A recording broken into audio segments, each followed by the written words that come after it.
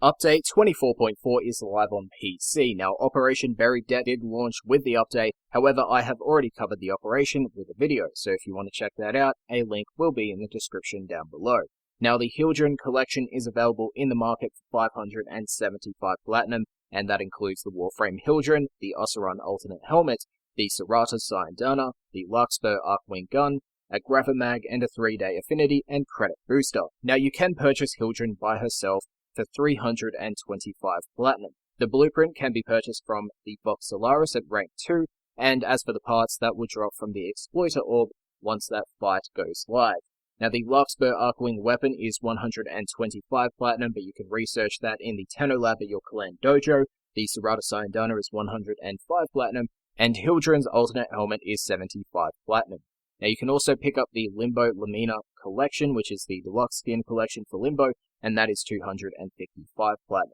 That includes the deluxe skin, the Tarok Throwing Blade skin, the Side Reel Syandana, and a Sugatra. Now, the skin by itself is 165 Platinum, that being the Limbo Deluxe skin. Revenant's signature weapon, the Tatsu, is 275 Platinum, and the blueprint can be purchased for credits in the in-game market. As for its stance mod, Wise Razor, that drops from the Coolant Brachnoids trailing behind the Exploiter Orb in the Orb of Valis. There's also the Quarry Syandana for 100 Platinum. Outside of that, there is also 3 operator hairstyles added to the game, with each being 25 Platinum. Now, these are curly hair variations with bun, ponytail, and braid, and they also improved operator hairlines where they show less scalp. Now, as for Melee 3.0 Phase 1, that did go live in the update, and that has brought new visual effects to all melee attacks, with the exception of special weapon effects, as they will be updated later. Now, the location in which you slam is now based on your reticule location, and is no longer a drop to the ground directly below you. Instant switching has replaced holstering, so players can go directly into melee and gunplay modes at the tap of a button, be it your primary fire key or your melee key. Combos will also resume after you've switched to your primary weapon, as long as it's within the time frame. Blocking is also now automatic, and due to this, melee combo bindings have also been adjusted. Channeling is now binded to your alternate fire button when in melee mode, and your F key will swap between your primary and secondary weapons. There is also a new option in your settings that will allow you to continue attacking after meleeing with the left mouse key. This option is located under Controls and is titled Melee with Fire Weapon Input. Melee mode also received its own reticle. Arcwing and Arc Gun states, as well as Exalted Weapons, will now use instant switching, but for the Exalted Weapons, the energy will continue to drain while in gunplay and if the ability is of course active. Blocking is now set to a 45-degree angle. The Sigma and Octanus and Crane Shield throw animations have been shortened and their speed increased. The Rakta Dark Dagger's equip bonus is now an innate upgrade that triggers on equip and lasts for 30 seconds, and is refreshed upon melee equip. The Vacor Sidon's Radial Blind now triggers upon toggling melee channel on and off. If no energy colors are set on your weapons, they will use the default colors of the item's effects and elemental effects. The hit reactions of the AI have also been updated. Ground slam ranges were also increased across the board, so glaives, warfans, gunblades, and daggers are now set to 5 meters. Dual daggers, claws, nunchaku, rapiers, nakanas, and staffs are all set to 6 meters. Sword and shield, single swords, blade whips, machetes, polearms, and sparring weapons are set to 7 meters. Dual swords, tonfas, scythes, heavy blades, and fists are set to 8 meters, and for hammers, they are set to 9 meters. And that does end Melee 3.0 Phase 1's changes.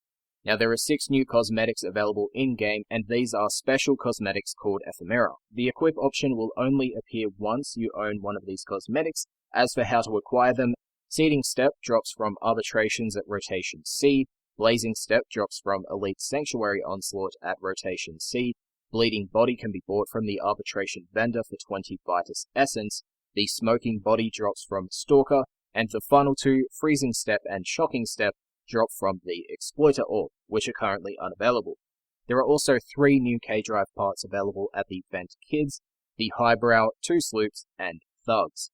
Smokefinger also now sells range and silence widgets for the Sunpoint Plasma Drill, with each of them costing 30,000 Solaris United standing. In relation to that, the Focus Nizam Cutter had its standing cost reduced to 750 standing, and the Advanced Nozam Cutter to 1,000. The Tulok and Param fishing spears were also reduced to 500 standing and can now be purchased at Ostron rank 0. As for the additions, a Mastery rank 27 test has been added to the game. They added a shockwave that ragdolls nearby enemies when using the arc gun deployer. They added new voiceover lines to the business and high luck in relation to fish rarity. They added different aim pose animations for enemy mowers, a hint sound to the fishing spear during the Profit Taker Bounty Phase 1. They added stats to your Warframe's passive description screen in the abilities menu. They added sword impact sound effects to Excalibur's slash dash. They added whooshing sounds to Valkyr's Hysteria heavy attack. And they added extra effects to the heavy weapon equip of the Grattler and Fluctus. As for Plains of Eidolon, you can now repeat bounties in the Plains of Eidolon landscape without having to return to Cetus by going to special little camps located around the map. And because of this, incursions have been removed from the game, with the mods being allocated to different locations. They have also removed the ability for enemies to cause knockback to the players during the Profit Taker heist. As for the new player experience, they polished numerous junction boss fights to have better power usage and combat pacing. They rewrote the melee section of the Training Basics Codex entry. They rewrote the Melee 2.0 section and renamed it to Advanced Melee and moved it alongside Advanced Movement. They also removed the Dark Sector section from the Training Codex. As for the UI changes and fixes, the Warframe ability screen has been updated to showcase the abilities along the bottom row, and you can hover over them and it will show you more information, as well as a short little video in regards to the ability. There is also now a tips section, gives you tips in regards to the Warframe. There was also a visual update to the Arcane Manager, where players can now view all the available arcanes in the game without having to own them, and it also lists all the ranks of your arcanes with all the stats. The Dojo trading screen also received 6 trading slots in this update, and there are now precise categories to get to what item you want to trade faster. Warframe ability stats can now be seen when you're upgrading your Warframe in the arsenal by hovering over their ability icon. The Dojo decoration screen and Dojo room construction screens now reflect your chosen UI theme. The HUD damage numbers and affinity numbers can now be separately toggled in the interface settings. Right-clicking an arcane in the mod upgrade screen will now unequip it. There is now an icon that players can hover over to showcase how long your boosters and coupons have without having to wait for it to cycle through. Changes to capitalized and lowercase UI text. They adjusted the size and positioning of the generic notification pop-up. They removed the full stop period characters from names of weapons and pets. They updated all mentions of the solar map and solar chart to star chart. They improved successful mining discrepancies, where it would appear you hit the perfect sweet spot in the heat gauge, but you were told otherwise. They also added a check mark to the ready to trade UI screen, and there were also fixes as well to the UI. Those are up on your screen just like usual. There were also controller responsiveness changes, but they will be up on your screen or in the forum post. You can go to it in the description, and you can get all the information about that there, because I am not a controller user, so if you are, you'll have to find that information yourself. Now, Revenant also saw a change and 2 fixes. The change came to his homing energy projectiles that enthrall pillars. They will now have a chance to enthrall enemies when inflicting damage. Now, as for the fixes, they're up on the screen. Now, for dojos, they improved the visibility of the color pigment research in the clan log by adding further detailed information, as well as color-coded text to each respective pigment. The Orb Valis Assassinate bounties also got some changes. The Assassinate encounters are no longer global, and they are now localized to a specific area within a radius. And the encounter can be abandoned by leaving the radius. They also changed the bounty objective of the Corpus Assassinate bounty on the Valis. The bounty will now fail if enough credits are not gathered before the timer runs out, and the Tenno will earn a bonus for collecting enough credits within a tweaked amount of time. The timer now scales based on how many players are in the squad. The less players there are, the more time is granted to complete. The assassination target will now scale based on how many players are in the squad, and they changed the cover evaluator for the assassination targets in the Orb Valis bounties so that they don't run as far to find cover. Next up on the list was individual extraction for non-wave endless missions, such as survival, excavation, and defection. So once the mission complete interval is met, that being 5 minutes in survival, 1 excavator in excavation, A player can go to the extraction and an individual timer will begin. Any player that jumps into that extraction at that point in time will add to the extraction timer, and they will eventually extract, leaving the rest of the players that weren't at extraction to continue playing the mission. They also made door opening and weapon switching client-side, or as close to client-side as you can get, so there shouldn't be any more delays in terms of responsiveness. Captura also saw some changes. Cameras now have a number indication to help differentiate when viewing a large number of cameras together in one scene. Visualized cameras can now be selected by gazing at them in free cam mode. They enabled pressing X to play the camera in Captura, and 2 fixes were made. As for the changes made in Update 24.4, well, the navigation window will now show more information about current activities, such as the plane's Eidolon time of day, the orb ballast temperature, Nightwave axe, and more. Operator Void Dash no longer collides with enemies if you didn't actually move within your Void Dash. The Corinth Mastery rank requirement has been reduced to.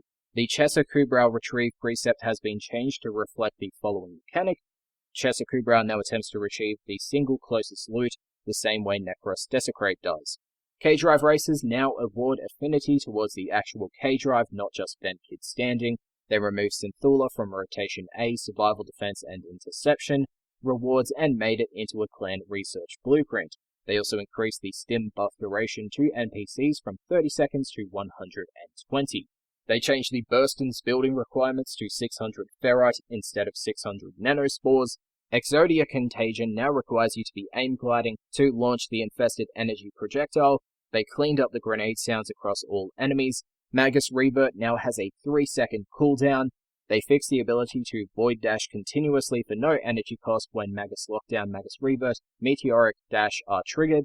Reflex Guard mod has changed from 55% auto parry chance to 100% parry angle. They renamed Limbo's Haven Augment mod to Rift Haven.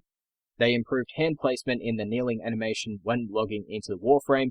Small tweaks were made towards the Corpus Sapping Osprey Mines area of effect. They tweaked Corpus Osprey's movements to have more bodily rotation. Nova's Neutron Star Augment has been updated to reflect the following mechanic change. Null Stars on recast are shot to enemies within 30 meters, closer enemies prioritized. On contact, they explode for the same area of effect they do today. If it can't find any enemies, they explode like they do now. They also tweaked the Valis Terra enemy lasers to be thinner or faded near the end and to be more freezing snow looking versus electric. They updated the firing effect of the Octa-Core. They made optimizations for multi-core processing that were not possible with Windows XP. They optimized the Orb Valis level visibility and zoning. They optimized certain effects when hidden, such as the Edo Prime's shoulder plates channeling electricity. Made some micro-optimizations to UI performance in Orbiter and on pause screens. They made a micro-optimization to texture prioritization, to rendering, to GPU particles, and to memory management. They also changed Limbo's stasis to no longer affect temporarily friendly enemies, such as Nyx's mind control. They polished the Exegus reload animation for smoothness, increased the radius of the Prophet Taker final explosion. All orbs in the Orb Valis are now immune to effects of corrosive projection. If Alad V is now killed before his taunt transmissions finish, the transmissions will now be cut off by his death cry. They also re-enabled the ability to equip multiple Echo lures to the gear wheel. Shockwaves caused by heavy impact or Rhino's passive now use your energy color. They changed Garuda's effects to green ooze and other particles for Tenno with Gore disabled. They improved the Corpus dropship explosions on the Orb Valis. They increased the distance at which you see dropships warping in and out of the plains of Eidolon. They reduced the volume of arc gun load and reload sounds. The melee combo damage multiplier is now affected by Baruch's Desert Wind waves.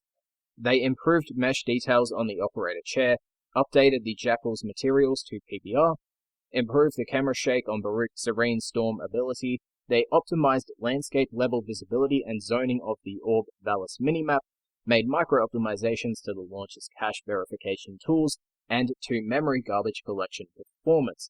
They also made some improvements to what mods are prioritized when using auto-install. They made improvements for Oberon's Hallowed Eruption Augment for the enemy Moa leap ability in the Orb Valis, and they removed the placeholder from codex descriptions of the Rachnoid and Orb enemies. They also improved Skyfog in the Grineer Sea Lab tile set. lighting and certain ramp sizes in the Grineer C-Lab tileset, and environmental AI on the Grineer C-Lab tileset. They also made improvements towards AI pathing in the Grineer Asteroid Defection tileset. Now when Titania is in Razor Wing, melee strikes on the butterflies will no longer cause the screen to shake. They made improvements towards the Shield Lance's strafing movement. They improved the AI jump actions in the Grineer Forest defense tileset to alleviate getting stuck on their path to the defense target. They made tweaks to the Leech Osprey's projectile mesh. They also lowered the health of the Grineer arc tracks, and Dispatch Overdrive now applies to Garuda's talons when equipped. As for fixes, they are up on your screen. The hot fixes will be covered in their own separate video in Last Week in Warframe. Thank you for watching, and I'll see you guys next time.